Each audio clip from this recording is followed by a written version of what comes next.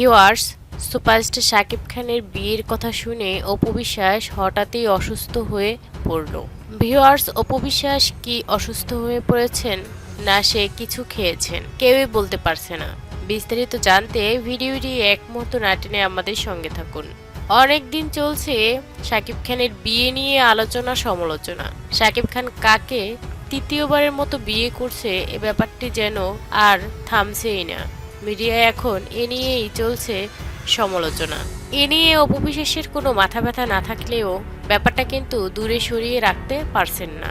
কারণ তার ভবিষ্যতের সাথে যদি নাও জড়িয়ে থাকে, ছেলে আব্রাহাম খান জয়ের ভবিষ্যতের সাথে জড়িয়ে শাকিব খান কিন্তু। কারণ আব্রাহাম খান জয় যতটা বড় হবে, বাবার পরিচয় ততটা তার কাছে অনেক মূল্যবান হয়ে উঠবে। বাবাকে সে কাছে চাইবে এবং বাবাকে সে সবসময় পাশে রাখতে চাইবে। আর বাবা যদি এই সময় আরেকটা বিয়ে করে, তখন আব্রাহাম খান জয় কিন্তু বাবাকে তেমন কাছে পাবে না।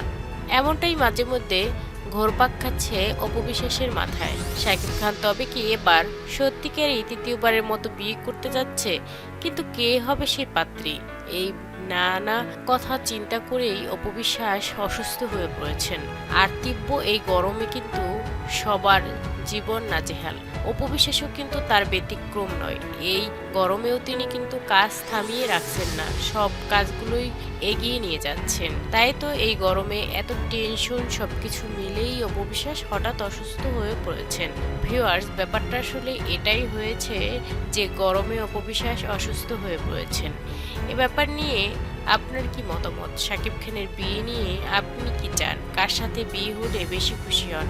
মতামত জানান ভিডিওর নিচে থাকা কমেন্ট বক্সে। চ্যানেলটি সাবস্ক্রাইব করে পাশে থাকুন। ধন্যবাদ।